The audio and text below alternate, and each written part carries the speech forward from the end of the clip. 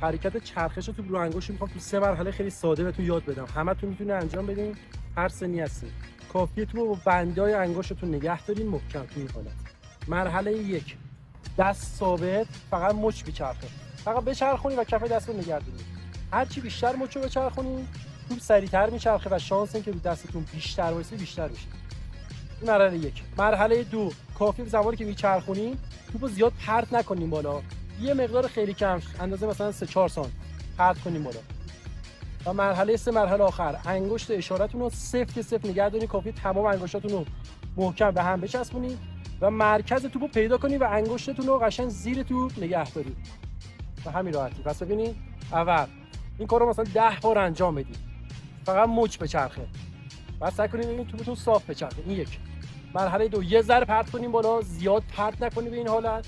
و مرحله 3 بلافاصله که پرت کردین انگشتتون رو صاف نگه دارید و دستتون رو تکون ندین. حتی مثلا توپتون بیفته ولی دستتون تکون ندین. به همین راحتی.